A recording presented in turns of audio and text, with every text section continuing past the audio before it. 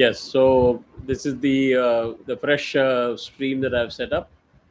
The previous stream did not probably carry the audio. I hope this one is good because I've disabled Bluetooth on my laptop, so hopefully it should not pick up my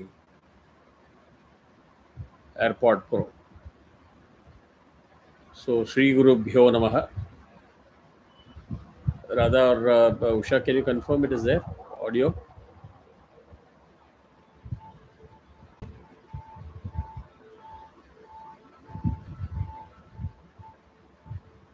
You said you are checking?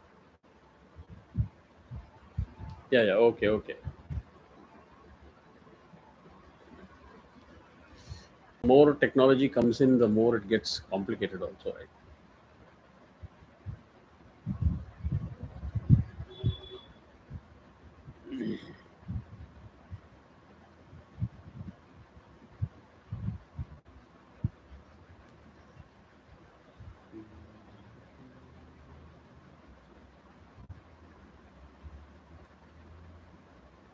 Ah, no, it will be the same name, but the old one is stopped and deleted anyway.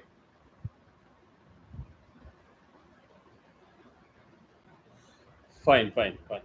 Worst case, then you'll have to see the US streaming. I'll ensure that this is fixed before the US one. All right, so mantra number 8 is Yatha Nadyah Syandamanaha Syandamanaha Samudrestam Gachanti Namarupe Vihaya. I think, Usha, you may have to mute your mic. It's, your construction work is again coming very hard.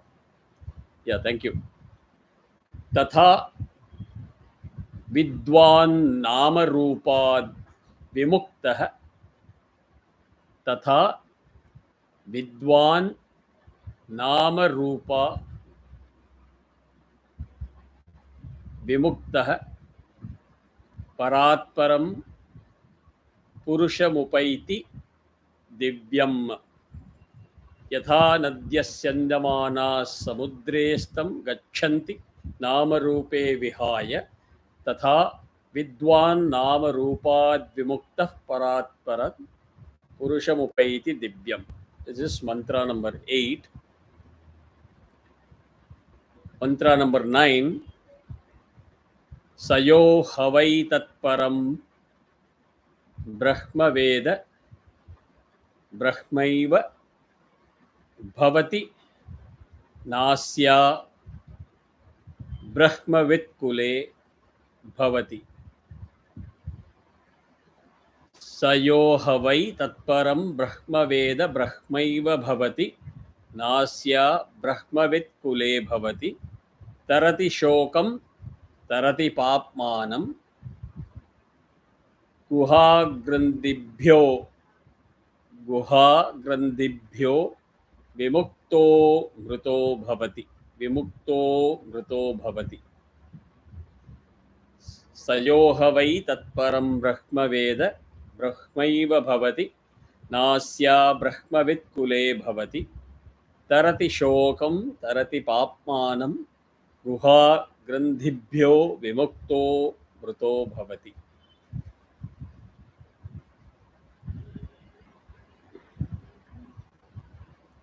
Okay, super. Thank you. So let's go word by word. Mantra number 8. Yatha, as, as. Syandamanaha, flowing. Syandamanaha means flowing. Nadyah is rivers. Namarupe, the names and forms. Namarupe is the names and forms. Vihaya, is having relinquished. Vihaya is having relinquished. Samudre, into the ocean. Samudre is into the ocean. Astam gachanti, disappear. Astam gachanti is disappear. Taya means so. Vidwan, the knower. Knower, the knower. Nama Rupat, from name and form. Nama is name, Rupa is form. From name and form. Vimuktaha, being free. Parat Param, the supreme of the supreme. Parat Param.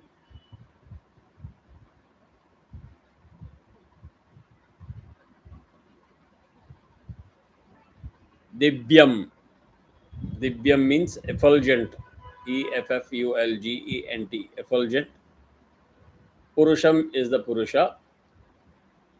Upaiti. Purusham Upaiti. Upaiti means attain. Attain. In simple words, this mantra says, as the flowing rivers have relinquished their names and forms, merge into the ocean. Right? You have different names when they flow through the land. Ganga, Yamuna, Saraswati, Narmada, Sindhu, Kaveri, etc., etc. But when they merge into the ocean, they relinquish their name and form. Similarly, the wise, the knower, the person who is knowing everything, gained knowledge, vidya.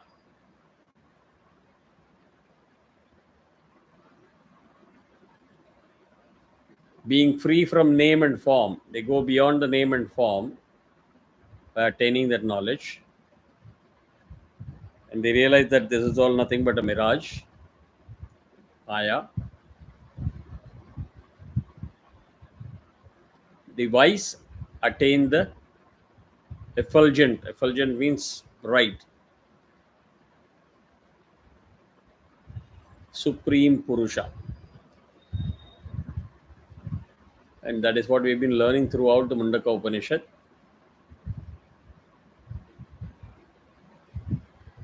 That once you have the higher level Vidya, it is a marga for you to realize the Brahman. Not experience, realize the Brahman or the Purusha. Very simple mantra, just a fresh reminder of what happens when you attain knowledge. Mantra number 9. Yah means he who.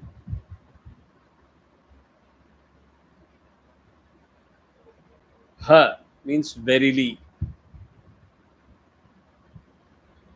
Tat, that. Paramam, supreme. Brahma, the Brahman. Veda, knows. Knows, knows. Saha, he, referring to Brahma, the Brahman.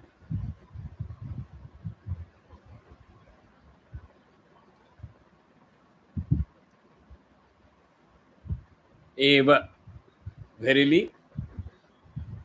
Bhavati, becomes.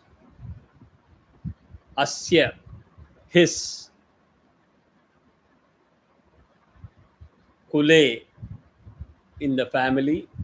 Kule means in the family. Brahmavit, ignorant of Brahman.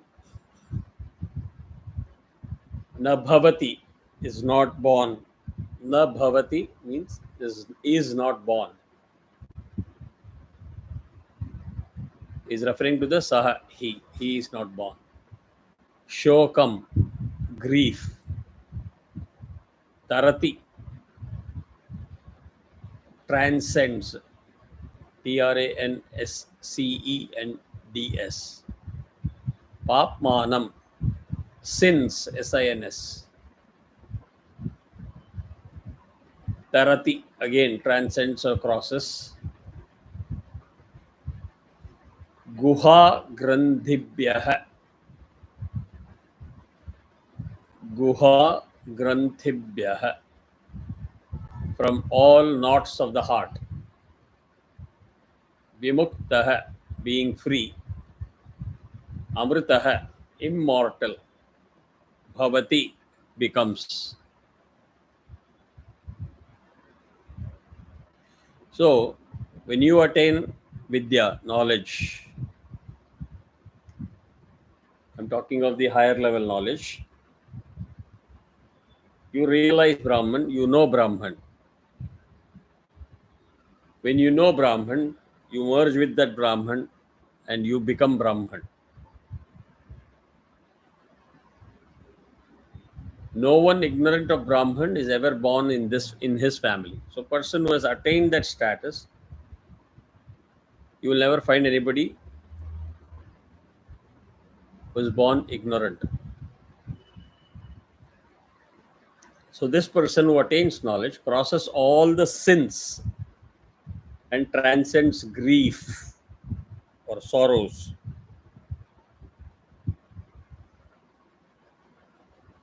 So, being free from all the knots of the heart, KNOTS, knots of the heart, he attains immortality. Amritaha means immortal. When you talk of knots of the heart, it's all that the desire and grief and passion. If you're caught in that web, lust, it is called you're caught in the knots of the heart. So when you're free from all the knots of the heart, is when you realize Brahman. So these are very two small mantras, very simple meaning.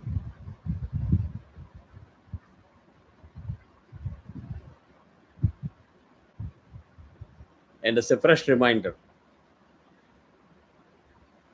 So in this case, slightly digressing, one reminder I would like to add is there are people who believe that when you are in pursuit of knowledge, when you're trying to attain this kind of knowledge, you always face a lot of obstructions. People have gone to the extent of interpreting that the devas don't want you to attain that perfection. Devas don't want you to attain that knowledge. So they put roadblocks on your path.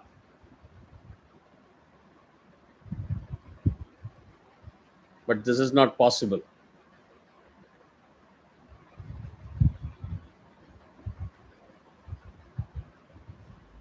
Because the very fact that if you're putting in effort with the particular return on investment in mind, you will not succeed. The effort of getting the knowledge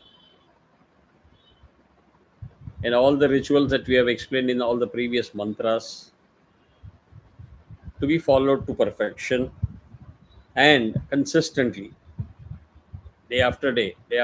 Not like you went to the gym for 4 days and you took a break for a month and again expect miracles to happen. When such an effort is put forth without any expectation, then you will not find any obstacles in your way. So you start struggling only when there is expectation or hopes of particular return on investment with which you start working.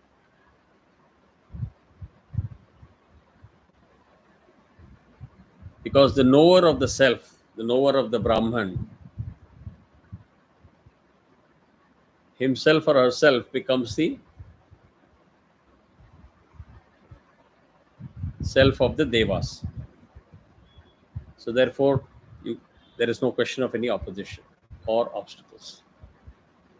And when you talk of gaining knowledge, vidya, now gaining knowledge is nothing but removal of ignorance. There's nothing coming in and going, but it's a removal of ignorance. And the moment the ignorance is dispelled,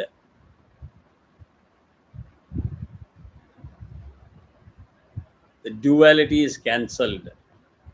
I've explained probably in the a class or two prior to the previous class. You constantly live your life by saying, me and God, me and God. God is not kind to me. God doesn't care about me. God doesn't love me. So there's always a sense of duality with which you are born. And only through the gaining of knowledge, only through the gaining of higher level knowledge, which comes with years and years of efforts and perfection, consistency, that particular duality goes away, because then you realize that you are Brahman, God is within you, and you merge with the Brahman. Then there's no question of saying he and me, right? Moksha is experienced without any opposition whatsoever, because opposition comes only if there are selfish desires.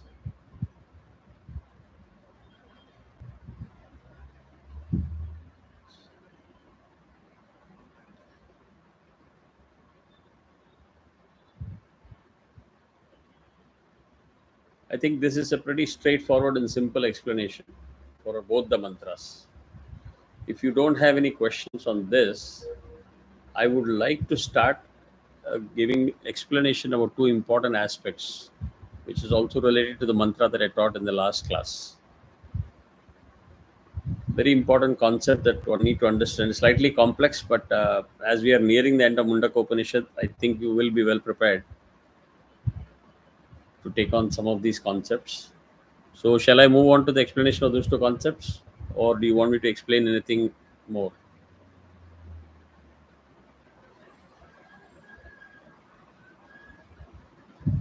Correct.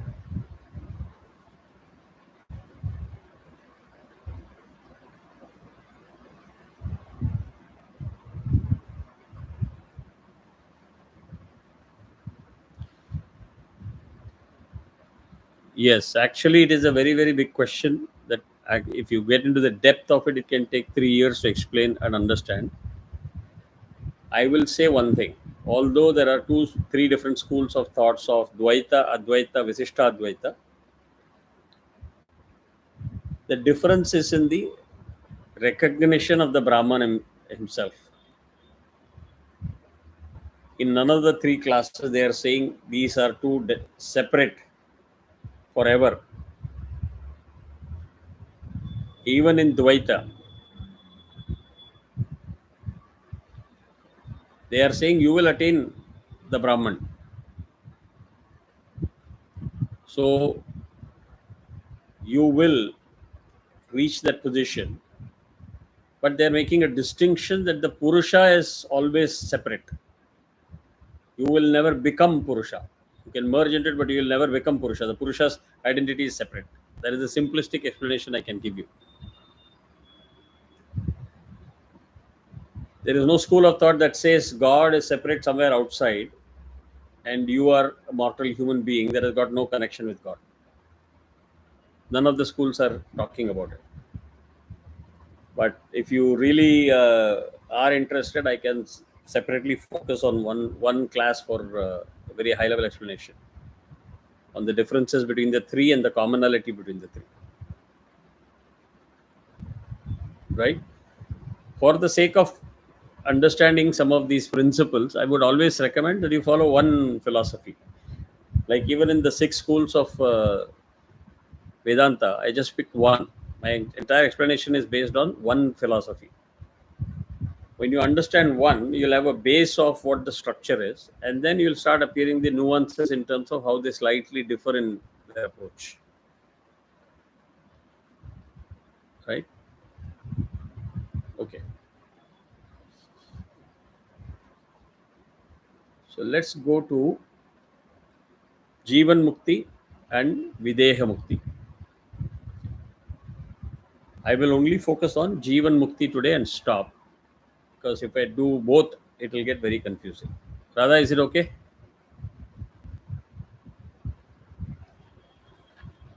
Okay. Do you all remember something that I taught sometime back? Avarna Shakti, Vikshepa Shakti.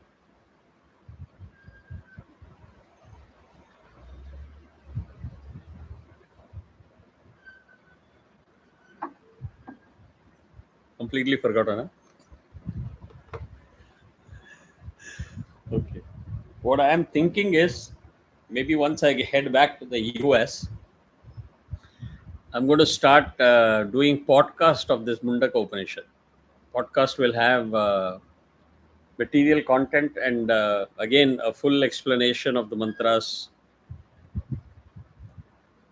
in such a way that you will start connecting all the dots. So you can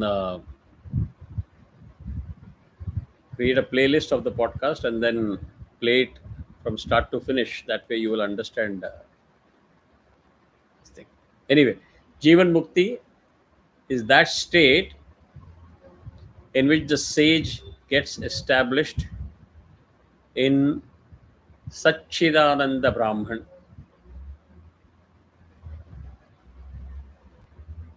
Sat Chit Ananda Brahman. Satchidananda Brahman. It is a stage in which he becomes a Brahman. But in doing so, the phenomenal universe does not vanish from his vision.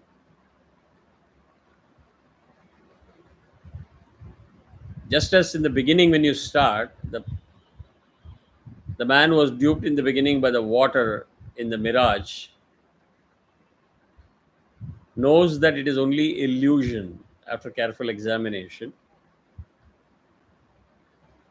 So also the liberated sage, the well-informed sage who has himself become the Brahman, fully knows that this world is a mere illusion,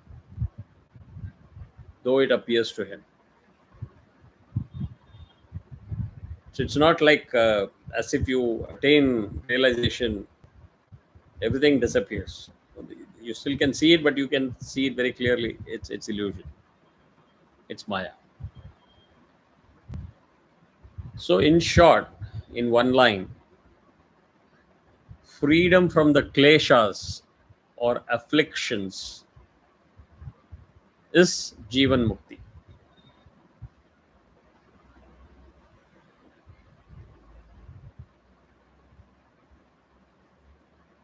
The realized sage, the informed sage, is not affected by pleasure and pain.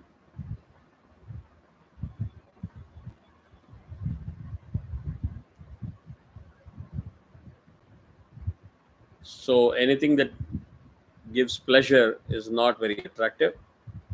Anything that gives pain is also not a big deal. Because this realized sage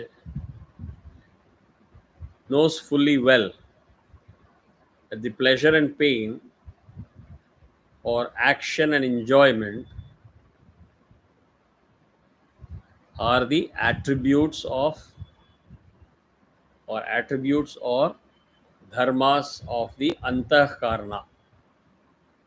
Antahkarna is inner self. Now, when you say that a sage attains realization, he has separated himself from the mind. That is a keyword. The whole system process that I've explained to you, 5 senses, creation of impressions getting converted to a video with the help of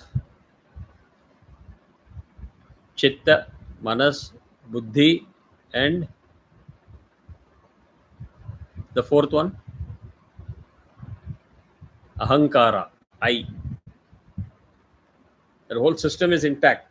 But now, when you attain realization, You become Brahman, you stand out, you can become a spectator of your own mind.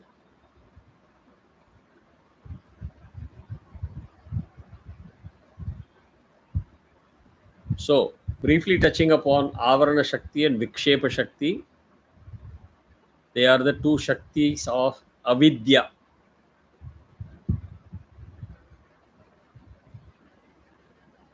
So, as soon as the knowledge of the self dawns upon you, the Avarana Shakti is destroyed. The Avarana Shakti is the veiling power. Veiling means masking, the one that puts a veil on your eyes. And Vikshepa Shakti is the projecting power.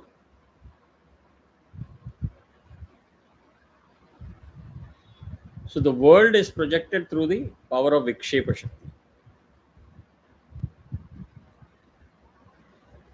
But you're not able to perceive the Satchidananda Brahman because of the veiling power of the Avarana Shakti.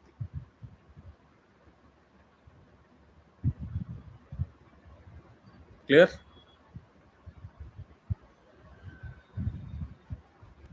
So once the destruction of the Avarana Shakti happens, which happens as soon as you realize self through knowledge, a jnani is freed from the cycle of birth and death.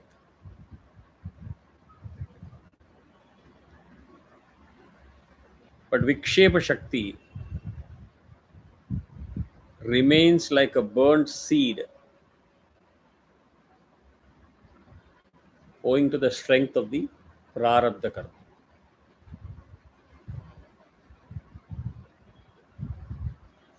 And that is why the burnt seed can be seen, and the appearance of that world exists for a Jivan Mukta.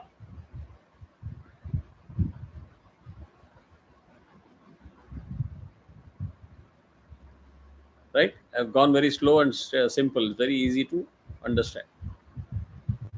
So let's just like you have a trembling body. If you're afraid of something, you start shivering and you have the trembling fear. That trembling continues even after the illusion of the snake in the rope is destroyed. You realize that there is actually no snake, but you just thought that there was an illusion of snake, and that's why you started trembling. When the illusion of snake in the rope is destroyed by knowledge of the rope, but still the trembling continues,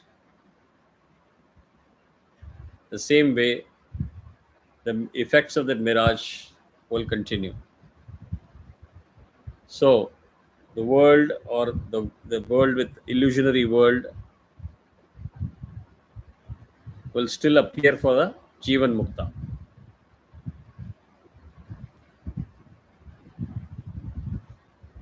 So then what is the difference if the person is able to still see? The difference is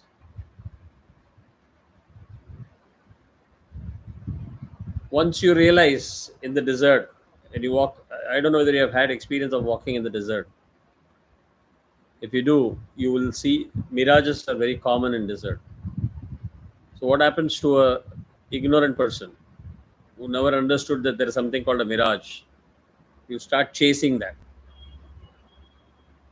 You feel that there is a village or a city at the end of the desert, and you'll start going in the direction. As you go, you'll see suddenly it opens up further. That mirage is gone. But once you know it is a mirage, you will not blindly keep following that direction endlessly. So an educated person will know there are mirages in the desert, and they won't go after it. Same way, a Jivan Mukta, though is able to see the Maya, the world of Maya, will not run after those sensual objects in the way the worldly people go after. moment you see a very luxurious sports car, you have a tendency to go and see, open, sit, try to drive. But a person who is knowledgeable and understand that all of this is just Maya and you should not get trapped into that. Even if that person is able to see that luxury car, the person will not go after that luxury car. That's the difference. That is what knowledge gets you.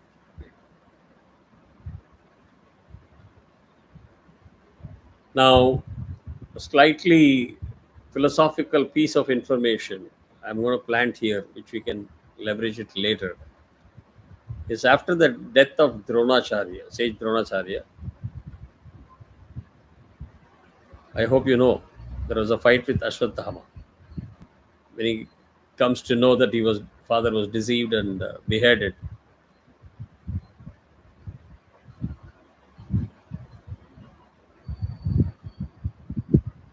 Ashwatthama then utilizes Brahmastra.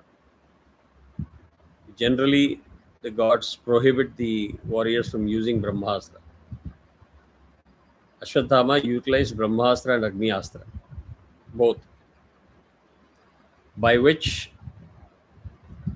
in reality, the chariot and the horses of Arjuna were destroyed, literally shattered into pieces. But because Krishna was the Sarathi, and it was Krishna's resolve, nothing happened to that chariot and horse until such time Krishna was there. But when Krishna returned, it exploded. It's a very simple story, and this happened purely because of the resolve of Krishna. So, the comparison here is the physical body is the chariot. Physical body is the chariot. Virtue and vice, VICE, virtue and vice, are the two wheels of the chariot. The three gunas. What are the three gunas?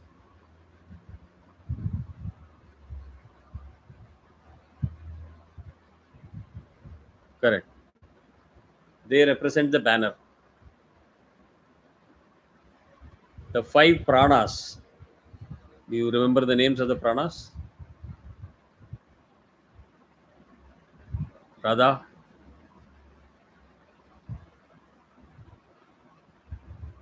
No, those are koshas. Those are koshas. I'm talking of prana.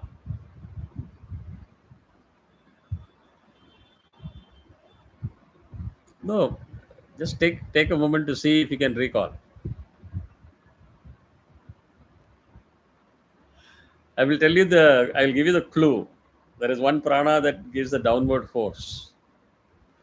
There is one prana that gives the upward force, that makes you walk, move forward. There is one prana that pervades all through the body. No?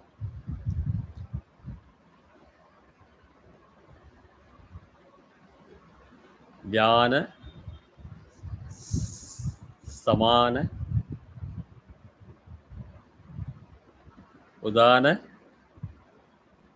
I've given you 3 out of 5. Now you'll have to do the homework to get the remaining 2.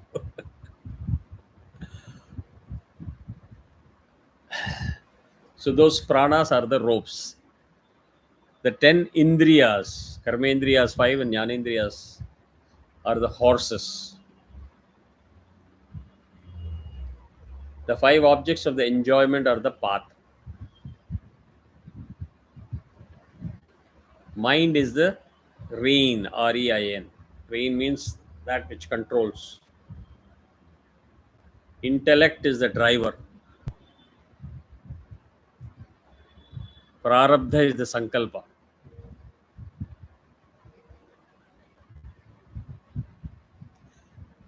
The 4 means and Shravana, Manana, Nididhyasana are the weapons. A satsanga is a battlefield. Guru is Ashwathama.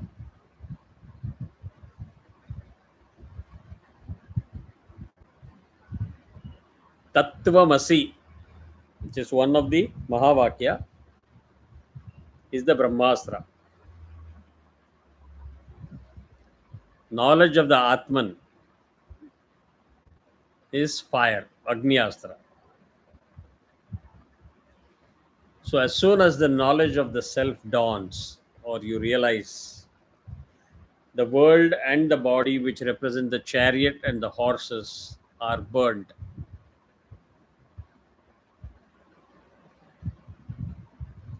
I'll repeat again. As soon as the knowledge of the self dawns, the world and the body is the chariot, right? The world and the body, which represent the chariot and the horses,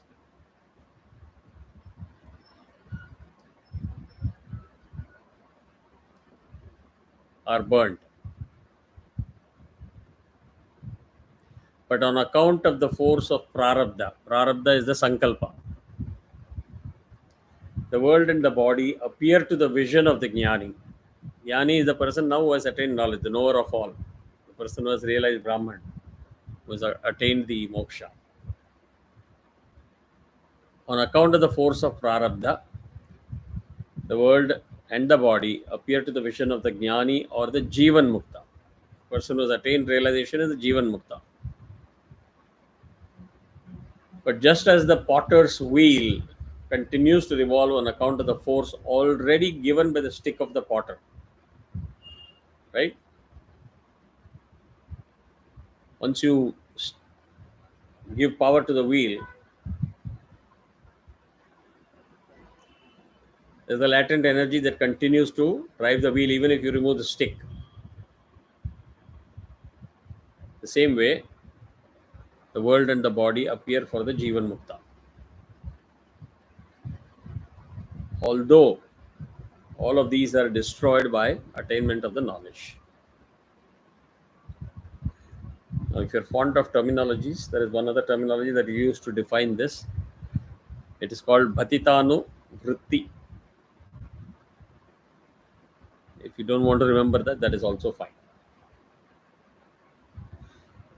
That which gets destroyed is the Pratiyogi of destruction.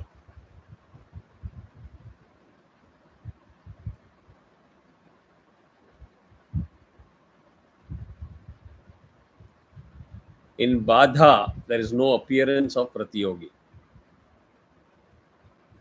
But Abhava, non existence, in the three periods of time appears. So there is a momentary time between the difference. There is a different momentary difference between the destruction and Badha.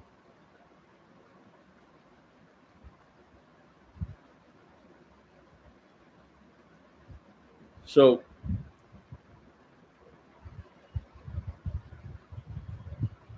when you talk of destruction of chitta, it is of two kinds.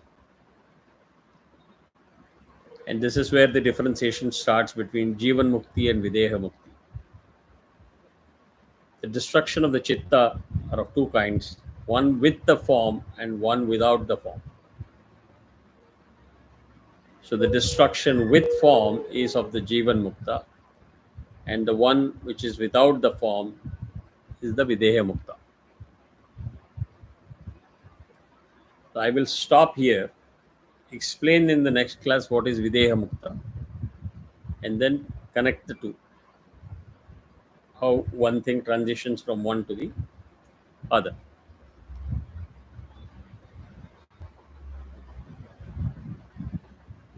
Okay, ba? We will repeat some of these things. And as I said, when I do the podcast, I'll try to see if I'll just do a few podcasts, just pure simple explanation of the mantras.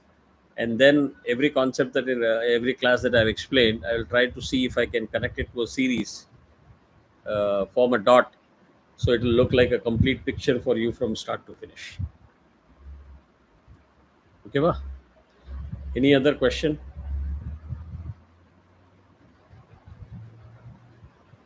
Was it interesting today? I think the uh,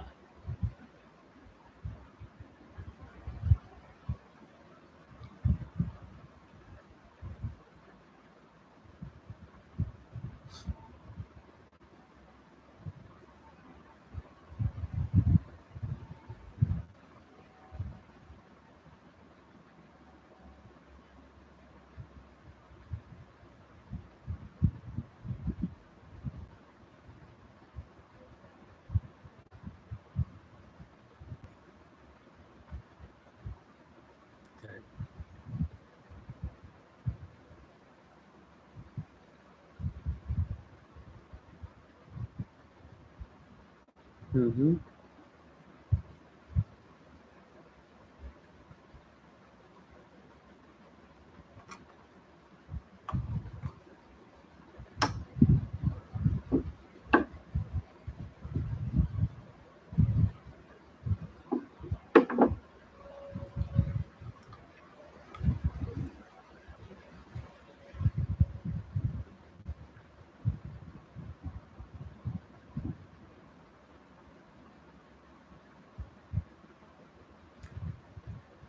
Yeah, yeah, correct. You're saying the same as what I said.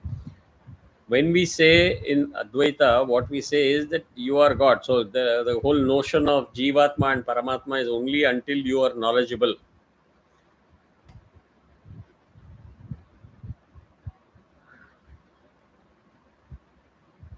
Correct.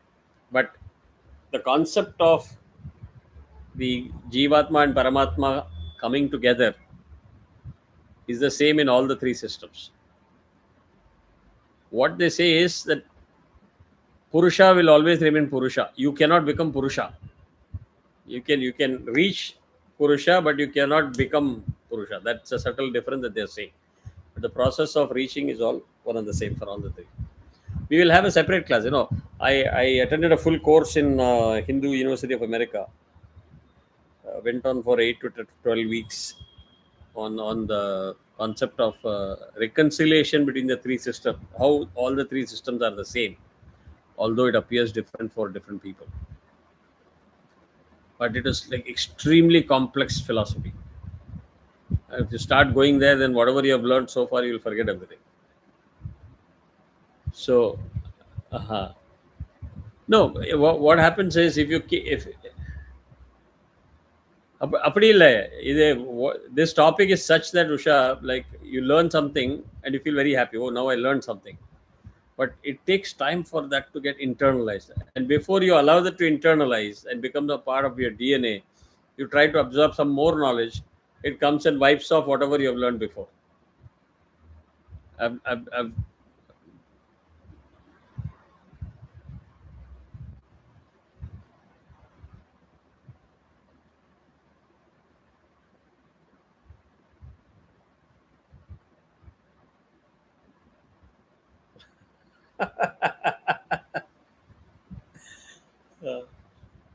I know, I know. So now, next 1 month, you've got exemption. Nobody is going to ask you any questions. Yeah?